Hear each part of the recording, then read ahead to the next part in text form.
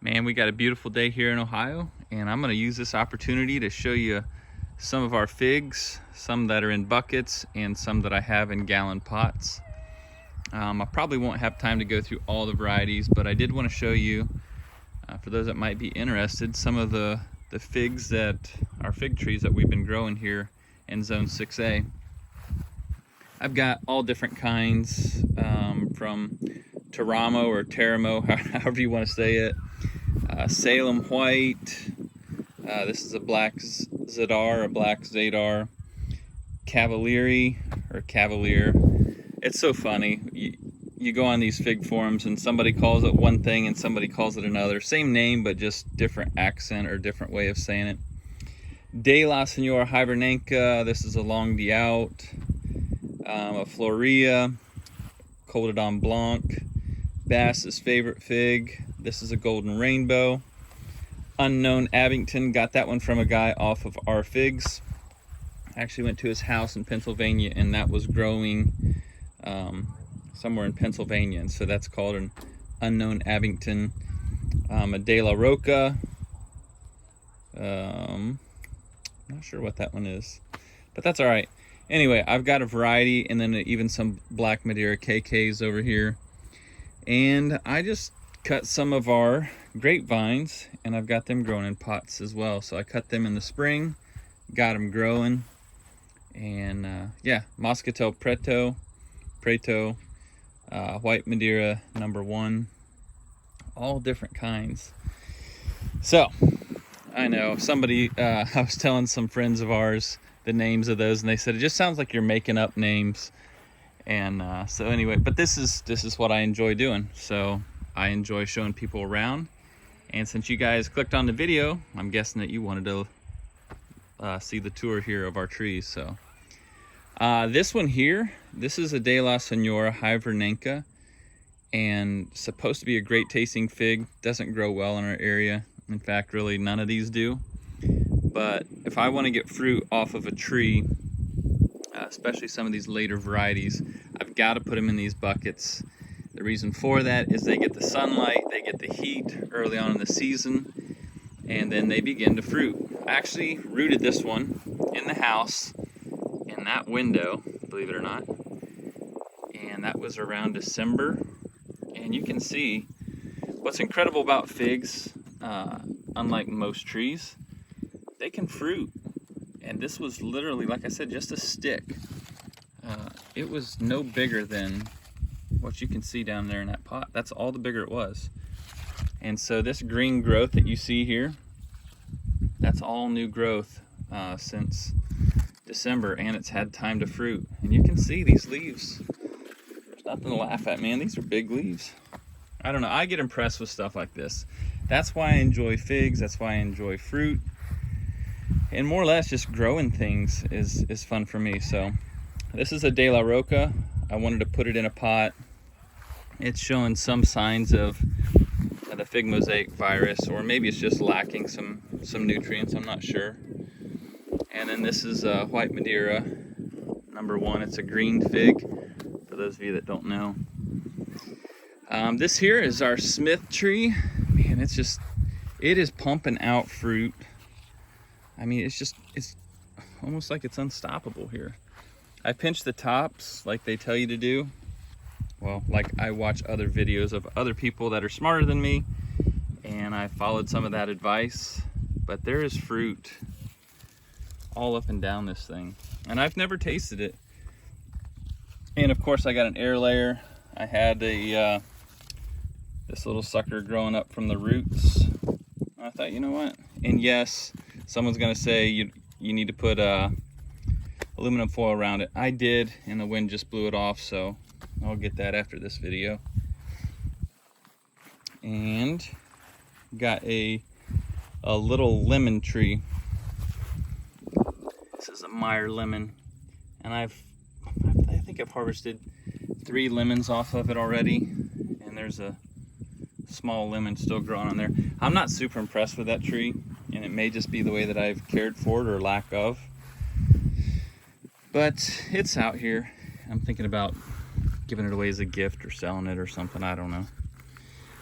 This one here, what is this one? I gotta find a tag. I got so many different varieties, but San Miguel Roxo, aka Azores Dark. Again, I've never tasted this fig either, but this has fruit all over. And yeah, there's some scarring. I don't know if that happened from like hitting leaves or what. I'm not sure exactly. But that's all right. I'll still eat the fruit if it ripens for me. And put in all that work, I'll put in the work to eat it. But yeah, I pinched all of these. You can see, I think I pinched this back in mid-June, and you can just see the growth. Like, if you've never grown figs, it's just remarkable how well they grow, how fast they grow.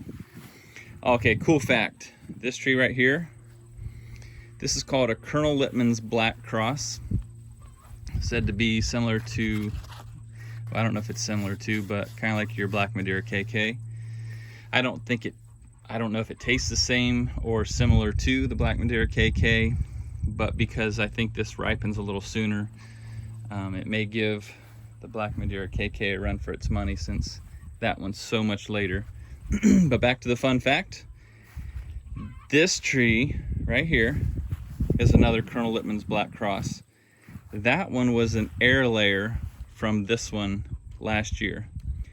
So I took this, just one of these little branches right here. Yeah, let me show you. I literally took a branch and air layered it just like I'm doing over there from this tree last year. And this is how much it has grown this year. Well, I guess from last year to this year.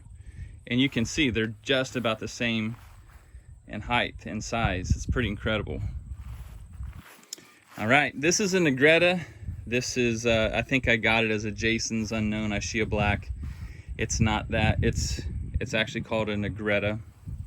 And so I'm experimenting here with some chip bud grafting techniques. This is a Salvia Rojo. I'll eventually cut this off here to see if I can get this to start taking and sending out a branch. This is another one of those. Anyway, you get the idea. Yeah, a little dark under here, but seems like they both have taken. I do put some parafilm around it just so that they don't dry out. But this is my first attempt at doing a chip bud graft. I believe that's the technique for it. This thing's crazy too. I mean, there's so much fruit. I think I've counted over 45 pieces of fruit on this tree. Whether it ripens all of them or not, I'm not sure, but this one here, look at this. I call these like my little hot air balloon figs. I just think it's so funny. I think it looks neat to me. Hopefully it tastes good. I've actually had some of this fruit fall off, and I don't know if it's because the plant is younger. I know sometimes they do lose their fruit. I got it off of a guy on FigBid from California, and he said that it was a unknown Ramada and possibly like a Panache, I'm not sure. And it may end up being that this is a Smyrna type, which would need the fig wasp, and I'm not able to grow it in my area. I don't know, but all of this stuff is experimental for me. This looks a little sad right now. This guy right here needs watered, and I literally have to water these pots every day, and I'm okay with that. I'm okay putting in the extra work, fertilizing, watering, to get an amazing crop of fruit, and not a fruit that you can just pick up anywhere, especially in Ohio. But this here is raspberry latte. Look at this.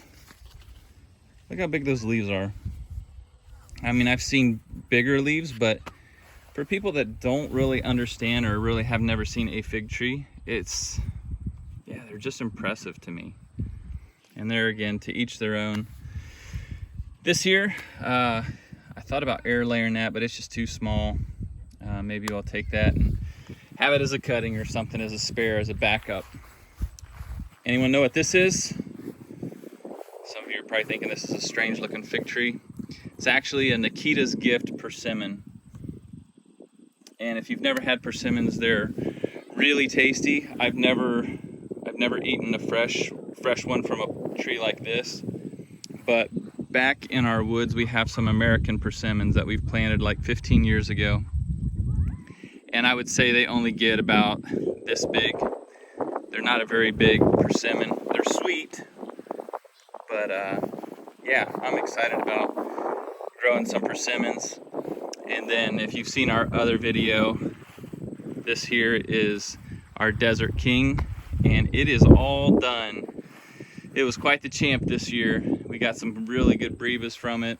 It was our first year of experiencing brevas.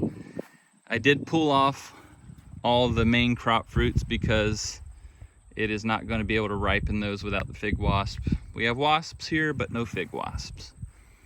And I did leave one. Let's see. I did leave this one here. Just to see, you know. Why? Because I just think it's fun to experiment. And I don't think it'll grow, but yeah. And then I'll show you a different video, unless you guys want to walk out there now. All right, we'll just go ahead and cut it in half. I'll do another video where I walk you guys out to this orchard. But for now, I'm just showing you what's up around the house. And just in case you're wondering too, when it gets stormy out here and the winds kick up, we have to do a buddy system. We have to partner these buckets up with one another because they will blow over. And unfortunately, I've not really got a great setup for these figs because they do fall over a little bit from time to time. And they get a little cranky when that happens. And maybe that's why that one dropped fruit. But for now, there you go. Thanks for joining me on this little tour of the fig orchard behind the house. And I said next time I'll take you out there to this one and we'll show you what's all out there. So, hey everybody, have a great day. Be kind to each other, and we'll see you on the next one.